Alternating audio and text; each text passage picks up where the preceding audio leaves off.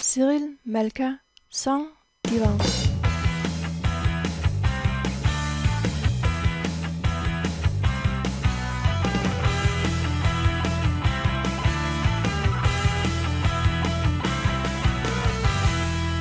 Alors, bonsoir ou bonjour, ça dépend un petit peu de là où vous vous trouvez quand vous allez écouter ou voir cette vidéo ou ce webinaire.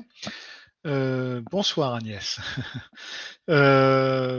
Aujourd'hui, en fin de compte, c'est un sujet qui m'a été proposé par une auditrice il y a bien longtemps, en fin de compte, et elle était même encore plus spécifique sur le sujet parce qu'elle voulait tout savoir sur les kleptomanes dans les pharmacies. Je me suis dit, bon, je vais quand même élargir un petit peu le sujet parce que ça me paraissait un petit peu réduit comme, un petit peu genre niche. Euh, la kleptomanie, avant de vraiment commencer sur le sujet, juste une petite histoire comme ça en passant, c'est grâce à la kleptomanie que je suis devenu psy, ou alors à cause de la kleptomanie, dira-t-on, ça dépend un petit peu de comment on veut voir les choses. Mais en fin de compte, je devais avoir 9 ou 10 ans. Et j'étais tout seul à la maison parce que mes parents ils s'étaient occupés à plein d'autres trucs. Et donc, ils rentraient aux environs de 22 heures le soir, à part le samedi où ils rentraient vers 23 heures. Et donc, moi, j'étais seul à la maison pendant ce temps-là. Et donc, un soir, à l'époque, il y avait les films à 20h30. Un soir, c'était le film de Hitchcock, qui en français s'appelle Pas de printemps pour Marnie, et avec Sean Connery. Et dans ce film, il y a justement une affaire d'une secrétaire qui est kleptomane. Lui, il est chef d'entreprise et elle lui pique de l'argent. Enfin bref, il la récupère et puis il lui propose un marché de l'envoyer à la police, de la faire emprisonner, ou alors elle doit se marier avec lui, et puis les choses se passent mal, enfin bref, et puis il commence à faire euh, des associations et j'avais trouvé ce système d'association et la façon dont il avait trouvé la clé du mystère, pourquoi elle était kleptomane. Maintenant, je ne veux pas le dire au cas où vous n'avez pas vu le film ou vous vous en souvenez plus. Et donc, moi, ça m'avait vachement impressionné à l'époque et je me suis dit, c'est ça que je veux faire quand je serai grand. Je veux être cette espèce de détective de la psyché. Enfin, bon, je l'avais pas pensé dans ces mots-là, j'avais 9 ou 10 ans. Mais c'est comme ça que je me suis orienté vers la psychologie déjà vers cet âge-là. Donc ça, c'était juste la petite histoire amusante pour mettre un petit peu en bouche. Alors, la kleptomanie, qu'est-ce que c'est exactement? Alors la définition standard, c'est l'incapacité de résister à l'envie de voler des objets, et c'est généralement donc pour des raisons qui ne sont pas une utilisation personnelle ou un gain financier. En fin de compte, c'est pas quelque chose dont on a besoin. Généralement. Ça peut être tout et n'importe quoi, et ça peut être des choses que même les kleptomanes vont plus tard donner à quelqu'un d'autre ou jeter. Enfin bref, c'est pas quelque chose où ils vont se dire bon bah ça j'en ai besoin pour manger ou pour vivre. C'est pas quelque chose que je vais revendre pour avoir des sous. C'est tout simplement une envie de voler des objets. Et puis ben on le fait quoi. On passe à l'action. Euh, les principales caractéristiques du trouble, en fin de compte, font penser que la kleptomanie, ça pourrait être, en fin de compte, une forme de trouble obsessionnel compulsif. Ça peut être une compulsion, tout comme celle qui oblige les gens, en quelque sorte, à allumer ou éteindre la lumière un certain nombre de fois, ou se laver un certain nombre de fois sur la joue droite et un certain nombre de fois sur la joue gauche. Enfin bref, ça pourrait être, enfin, d'après les signes, ou beaucoup des signes de la kleptomanie, pourrait nous orienter vers une espèce de un trouble du type obsessionnel compulsif. Euh, Malheureusement, ou heureusement, je ne sais pas, on ne sait pas beaucoup de choses en fin de compte sur la kleptomanie parce que elle est très souvent sous-diagnostiquée, parce que il n'y a personne qui a seulement ce trouble. C'est-à-dire que les gens qui sont kleptomanes ont généralement un autre trouble qui peut être de l'anxiété, trouble de l'alimentation. On en trouve aussi pas mal dans le domaine de l'alcoolisme et de la toxicomanie. Alors là, je ne parle pas des toxicomanes qui volent pour se procurer de l'argent, etc., pour s'acheter des drogues. On n'est toujours pas dans ce domaine-là. Mais généralement, les patients qui sont atteints de kleptomanie, ils vont être traités avec des thérapies dans d'autres domaines pour une autre cause que la kleptomanie, plutôt que les problèmes qui sont directement liés à la kleptomanie. Donc, c'est pour ça qu'en fin de compte, très souvent, on a du mal à savoir exactement combien de personnes sont atteintes. Et puis, à quoi est-ce que ce trouble est relié? Pour trouver des statistiques, on a donc fait des recherches sur les personnes qui ont été arrêtées pour vol à l'étalage. Et donc là, ça dépend des endroits, ça dépend des études, etc. Mais on a de 4 à 24% des personnes qui sont arrêtées pour vol à l'étalage qui sont en fin de compte ou qui pourraient être kleptomanes. Comme vous le voyez, ça fait quand même une sacrée. Là, c'est même plus une fourchette, c'est un râteau, quoi. 4 à 24 personnes, ça fait quand même beaucoup. Ça laisse une large marge. On dit que c'est aux environs de 0,3% à 0,6% de la population. Donc, on n'est pas trop sûr non plus là-dessus.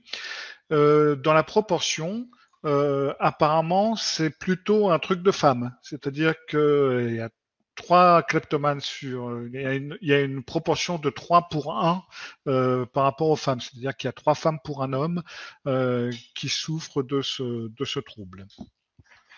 Alors, avant tout, puisque apparemment j'ai dit que c'était pas quelque chose, enfin les kleptomanes ne volaient pas des choses dont ils avaient besoin ou qu'ils voulaient revendre, etc. Alors quels sont les critères pour dire que quelqu'un est kleptomane ou pas? Comment est-ce qu'on sait que nous parlons d'un kleptomane et pas tout simplement d'un voleur tout à fait lambda? Il faut qu'il y ait plusieurs critères. En fin de compte, il y a 5 critères qui doivent être en place, qui doivent être là pour que l'on puisse dire qu'on parle d'un kleptomane. Le premier des critères, c'est cette incapacité récurrente à résister à ces impulsions de voler des objets, même si les articles ne sont donc pas nécessaires pour un usage personnel ou pour une valeur monétaire.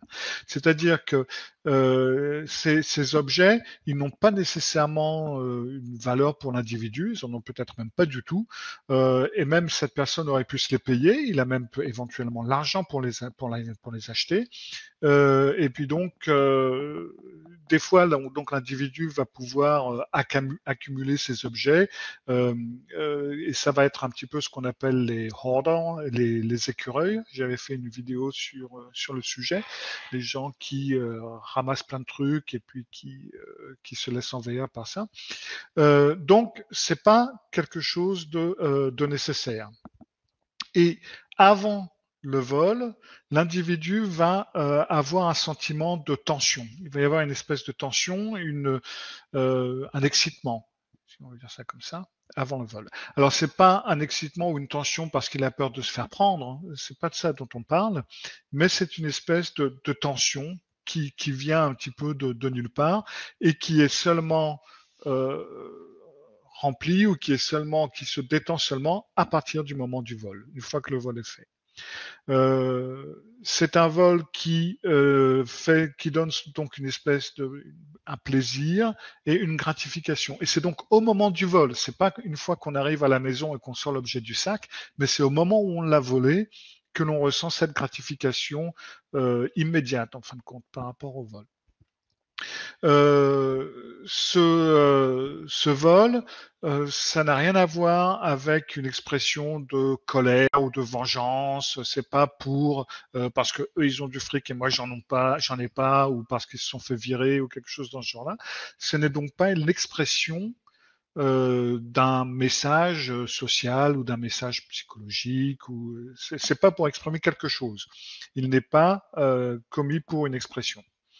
Et enfin, dernier élément, il n'est pas expliqués par ce qu'on appelle les troubles de la conduite ou les troubles le trouble de la personnalité antisociale ou par un épisode maniaque ou etc.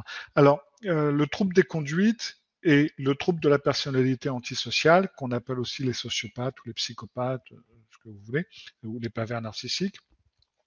Le trouble des conduites, c'est le nom que l'on donne au trouble de la personnalité antisociale tant que l'enfant n'a pas 18 ans. C'est-à-dire que au moment où le sociopathe se développe, il va avoir ces troubles, il va déjà se comporter de façon antisociale, mais c'est pas encore le trouble de la personnalité antisociale parce que du côté de l'APA, American Psychological Association, on a décidé qu'on ne pouvait mettre le diagnostic qu'à l'âge de 18 ans, donc on a deux mots pour la même chose en fin de compte. Donc, si le sujet a donc un problème psychologique important ou un trouble de la personnalité, ce n'est donc pas un kleptomane et dans ce cas-là, on peut pas dire qu'il est question d'un kleptomane. En plus, il y a quand même certaines distinctions aussi à faire entre la kleptomanie et certaines autres choses. Alors, la première des choses, c'est donc bien entendu le vol ordinaire, que ce soit un vol qui est planifié, qui est impulsif.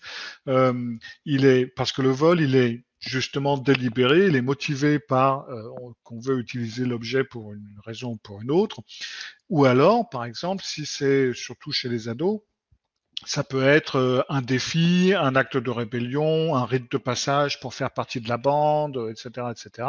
Donc ça, c'est pas une kleptomanie, ça c'est un autre diagnostic et c'est donc autre chose. Ça peut être un petit peu n'importe quoi, mais ce n'est pas la kleptomanie.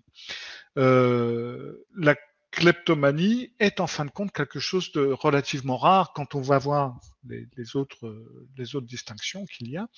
Et puis quand on voit les différents principes, en fin de compte, la kleptomanie, c'est pas très étendu comme problème. Vous avez bien entendu également la simulation. Ça va être des voleurs, en fin de compte, qui ont volé quelque chose et qui vont simuler les symptômes de la kleptomanie pour éviter de se retrouver en tôle ou d'avoir des problèmes avec la justice. Comme je l'ai déjà nommé, il faut faire la différence entre la kleptomanie et le trouble de la personnalité antisociale ou le trouble des conduites, qui donc en général a, en plus de la kleptomanie ou de l'habitude de voler, a d'autres éléments que la kleptomanie ne contient pas. Et puis vous avez donc les épisodes maniaques majeurs, ça va être des épisodes psychotiques, ça va être ça peut être un vol intentionnel en quelque sorte par inadvertance parce que ça fait partie d'un épisode maniaque. C'est en réponse, ça va être fait en réponse à certains délires ou à des hallucinations ou autre chose. Et donc dans ce cas-là, le sujet peut voler certaines choses. Donc même si ça n'est pas pour en tirer profit, ça n'est pas non plus pour obtenir cette gratification que le kleptomane obtient en volant certaines choses. Et puis, donc, en fin de compte, il faut que cette kleptomanie, en quelque sorte, se remplisse elle-même. C'est-à-dire qu'il ne faut pas que ça fasse donc partie d'un autre trouble, mais qu'il soit donc suffisant à lui-même. Par contre, la kleptomanie, elle peut être associée à différentes choses. On a remarqué que la kleptomanie, ça pouvait être aussi associé à des achats compulsifs. Les gens qui tout d'un coup vont acheter. Alors là, je dis pas à un moment donné on passe à travers une mauvaise période, etc. Et pour se consoler, on va acheter ceci et cela, et puis voilà. Non, les achats compulsifs, c'est vraiment acheter même des choses dont on n'a pas besoin, plus ou moins qu'on entasse. Et donc, on a remarqué qu'il y a plusieurs éléments qui réunissent ou qui sont en commun entre les achats compulsifs et la kleptomanie. On a aussi vu des épisodes de kleptomanie ou la kleptomanie par rapport à des troubles bipolaires, surtout les troubles dépressifs. Au moment de dépression, certains sujets ont une tendance donc à passer à la kleptomanie. On l'a vu aussi dans ce qui s'appelle dans tous les troubles anxieux. Justement, donc on a cette attaque d'anxiété qui peut être libérée ou qui peut être gérée par certaines kleptomanies. On l'a vu également par rapport à certains troubles de l'alimentation, en particulier la boulimie. Donc, on l'a vu aussi dans certains troubles de la personnalité et dans certains troubles liés à l'usage de différentes substances telles que l'alcool et des troubles plus ou moins impulsifs. Donc, la kleptomanie, même si elle est un diagnostic à part, on ne la trouve pour ainsi dire jamais seule. C'est-à-dire qu'on va la trouver généralement par rapport à d'autres troubles, à côté d'autres troubles, vis-à-vis d'autres troubles, etc., etc. Et c'est ce qui fait qu'il est très difficile en fin de compte, de cerner le sujet et en fin de compte d'en savoir plus sur ce sujet-là. C'est en fin de compte toujours un grand mystère. Alors, on a parlé aussi beaucoup de l'âge et vraiment là, j'ai fait une étude assez approfondie sur le sujet par rapport à ce webinaire et j'ai trouvé un petit peu tout et n'importe quoi par rapport à l'âge du début de la kleptomanie. On a trouvé que beaucoup de personnes de ce trouble, ça débute souvent à l'adolescence, mais on en trouve aussi dans l'enfance, dans l'âge adulte et même à la fin de l'âge adulte. Je me souviens que à l'époque où j'étudiais au Danemark, au début où j'étais arrivé au Danemark, j'en étais toujours au bac à cette époque, et je faisais des nettoyages dans une grande chaîne de supermarchés danois. Et là, il arrivait régulièrement donc que des personnes se fassent choper pour des vols à l'étalage. Et je me souviens qu'un jour, j'avais vu une petite dame que j'avais jugée comme une vieille dame, mais à l'époque j'avais 19 ans, donc elle avait sûrement 40-45 ans, ou peut-être un peu plus, peut-être un peu moins, je sais pas. Aux environs de la cinquantaine peut-être. Et elle était donc en arrière-boutique, elle avait été chopée en train de voler, et elle attendait la police qui devait venir la chercher. Et elle pleurait, etc. Et puis j'ai parlé un petit peu avec un des membres du personnel et il m'avait dit oui, mais en fin de compte, il y a beaucoup de femmes quand elles arrivent à la ménopause, à la période un petit peu avant la ménopause et pendant la ménopause, qui volent. Elles n'en ont pas besoin, mais elles volent, elles ont des tendances kleptomanes. Donc ça, c'était quelque chose qu'on disait, c'est quelque chose que quelqu'un avait remarqué. C'est rien de scientifique. C'est tout simplement l'expérience de personnes dans un magasin. Donc ça peut être quelque chose qui démarre justement, et ça peut être ces rares cas, ces cas dont on parle qui commencent à la fin de l'âge adulte. Et ben ça peut peut-être être relié à des changements hormonaux. Pourquoi pas. Donc, j'ai essayé de trouver des informations sur l'évolution de la kleptomanie, mais là aussi, j'ai trouvé du tout et du n'importe quoi. J'ai trouvé, alors attendez, je lis, sporadique avec de brefs épisodes et de longues périodes de rémission, épisodique avec des périodes prolongées de vol et des périodes de rémission, et chronique avec un certain degré de fluctuation. Donc, en gros, on ne sait pas.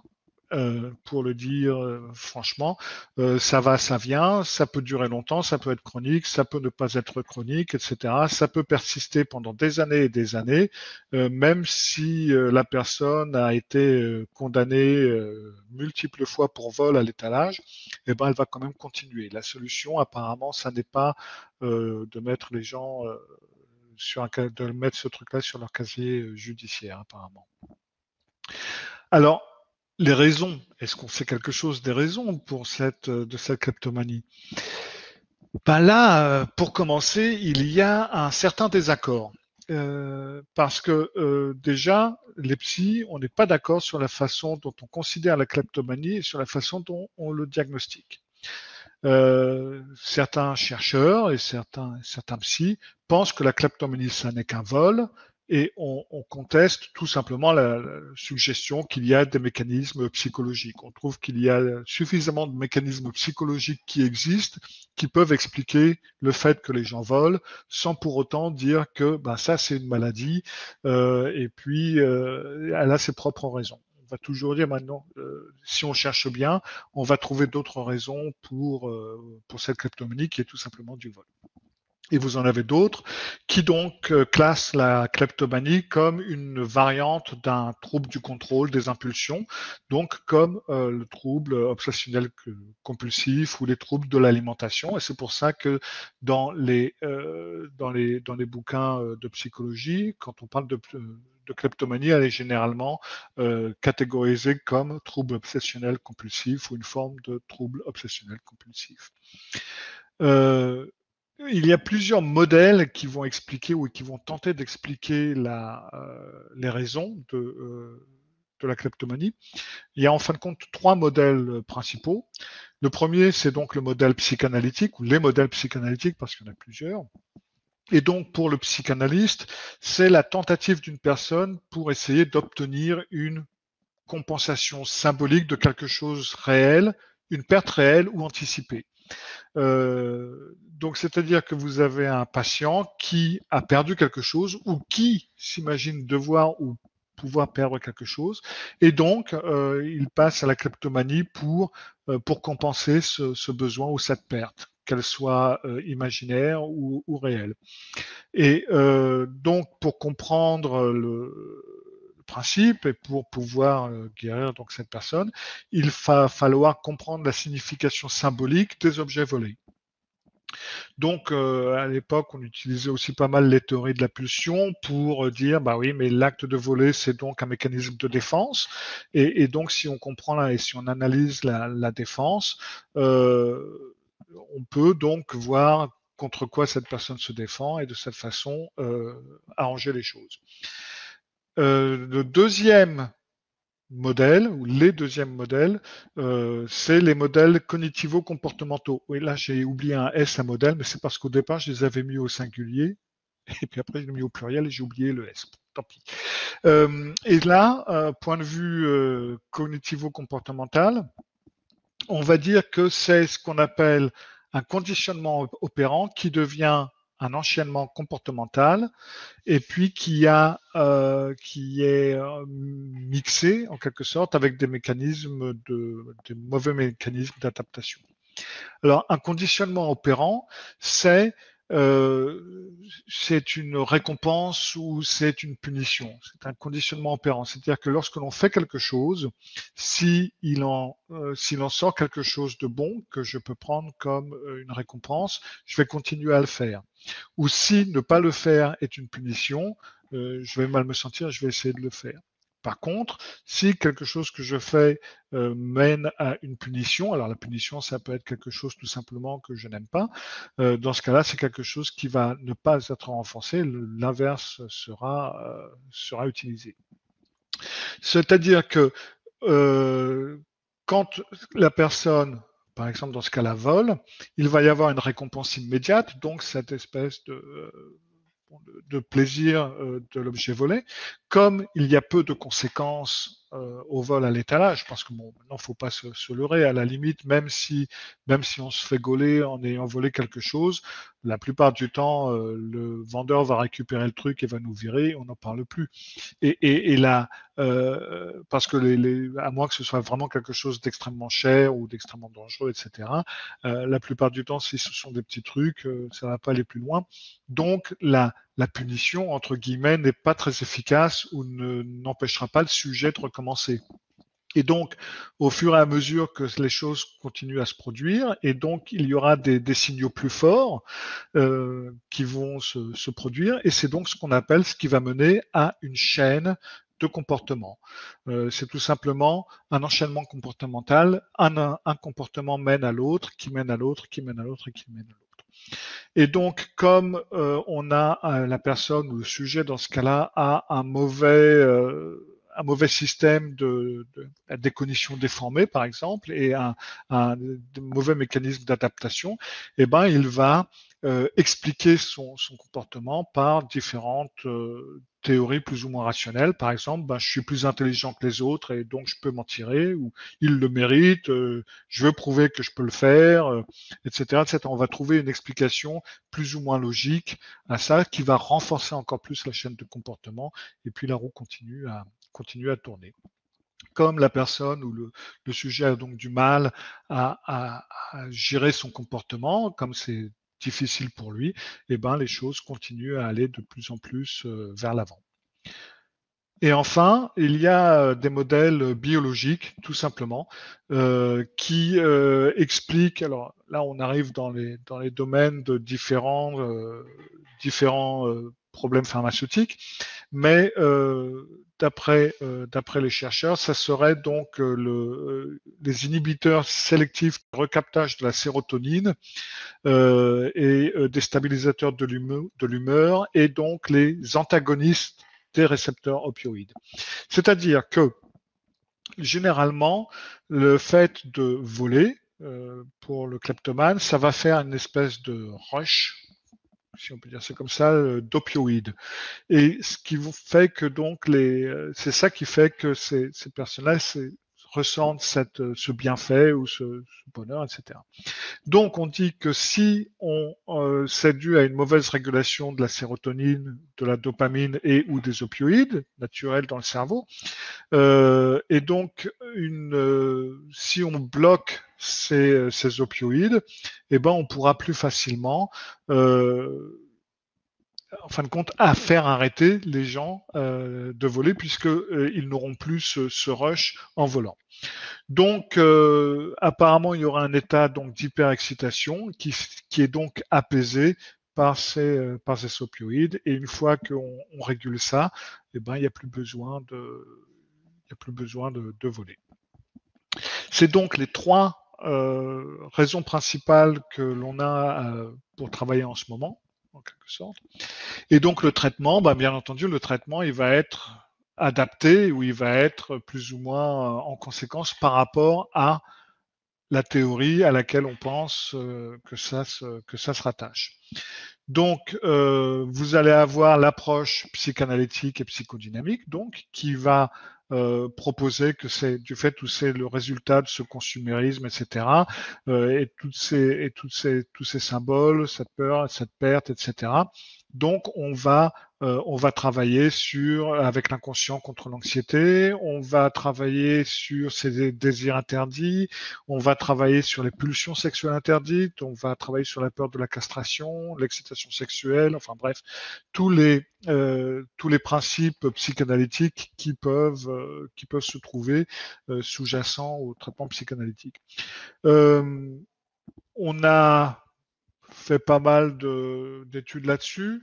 Point de vue de traitement psychanalytique, on s'est rendu compte qu'en fin de compte, ça changeait pas grand-chose. Les gens étaient en thérapie très longtemps, mais en fin de compte, il n'y a rien eu de concret là-dessus. C'est-à-dire que il n'y a que dans le film Au printemps pour Marnie où ça a marché. Dans la vraie vie, apparemment, ça marche pas comme ça. On a les possibilités d'intervention comportementale et cognitive en travaillant avec les principes de pensée, les façons de voir les choses, les façons de comprendre, les punitions, les récompenses, tout ce système qui peut être fait, et avec toutes les méthodes que l'on a dans la psychologie cognitive. Généralement, on va aussi utiliser des combinaisons de plusieurs méthodes. On va sensibiliser certaines choses, on va désensibiliser d'autres choses, etc. Et aujourd'hui, je dirais qu'il y a plus de traitement comportemental et cognitif qu'il y a de traitement psychanalytique. C'est un petit peu comme si, en tout cas aux US, l'approche cognitive a pris le pas sur la psychanalyse et la psychologie classique. Mais pour être franc, les résultats sont pas meilleurs en fin de compte. Là aussi, ça a marché avec quelques-uns, mais généralement, on est retombé dedans. Enfin bref, on a eu des résultats un petit peu plus probants en mêlant psychologique, comportementale et cognitive et les médicaments, mais même là, c'est pas non plus quelque chose qui est très convaincant. Enfin, donc, on a le traitement médical qui est donc utiliser ces fameux inhibiteurs sélectifs de la recapture de la sérotonine. Il n'y a pas eu vraiment d'études contrôlées là-dessus. Le problème, c'est qu'il y a très peu de cas de kleptomanie. Il y a très peu de cas où on a traité la kleptomanie. On traite généralement quelque chose d'autre. C'est là où est le gros problème. Et là aussi, ben, il reste encore pas mal d'études à faire. Apparemment, c'est pas non plus, ça n'a pas l'air de marcher trop bien. Donc, pour l'instant, on en est là dans le domaine de la kleptomanie. On n'est pas sûr que ça existe. On n'est pas d'accord si ça existe ou pas. On n'est pas d'accord sur les explications. On n'est pas d'accord sur le fait d'où ça vient. On n'est pas d'accord sur la façon dont on le traite. Et en fin de compte, même après le traitement, pour l'instant, on n'a pas vraiment de résultat. Alors, je sais bien que généralement, quand j'explique tous ces sujets, j'aime bien venir avec quelque chose de positif, quelque chose qui donne espoir, quelque chose qui dit bon bah c'est bien, on peut travailler, ça peut changer, etc. Mais pour l'instant, je suis vraiment désolé, mais c'est le point où on en est et il n'y a vraiment rien de concret. Et en fin de compte, on n'est même pas d'accord sur le fait que ce symptôme ou ce syndrome existe et n'est pas tout simplement un comportement qui est à côté ou qui est comorbide avec d'autres comportements en fin de compte. Voilà, c'était tout pour ce soir, pour aujourd'hui. Si vous avez envie que je traite d'un autre sujet dans un webinaire plus tard, n'hésitez pas à m'envoyer un mail à cyril@malka.fr. Alors Agnès, les kleptomanes sont-ils conscients d'avoir un comportement inadapté et en souffrent-ils? Oui. D'après les études, enfin d'après les différents essais qui ont été faits, ils ont souvent, enfin, en souffrent pas vraiment, mais ils sont conscients d'avoir un comportement inadapté. Ils ont très souvent honte. Ils se sentent mal et c'est d'ailleurs pour ça qu'on a vu des cas où les kleptomanes sont revenus dans le magasin pour remettre la chose qu'ils avaient volée. Donc c'est pas nécessairement. Ils savent que c'est mal. Ils savent qu'il y a quelque chose qui va pas. Ils en ont honte, mais ils peuvent pas s'en empêcher. Et c'est justement là où est la différence entre les kleptomanes et les voleurs qui, eux, n'ont pas nécessairement ce sentiment de honte et ne vont pas donner les choses qu'ils ont volées ou les remettre au magasin. C'est bien, Sandrine, je suis content que vous ayez aimé.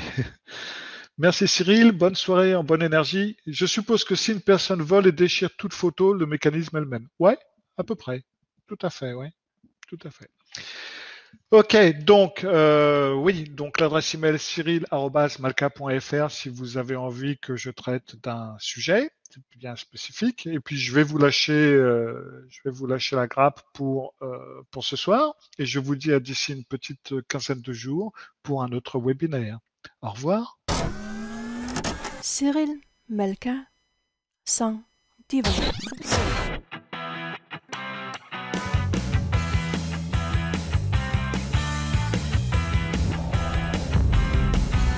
Cyril Malka, sans divan.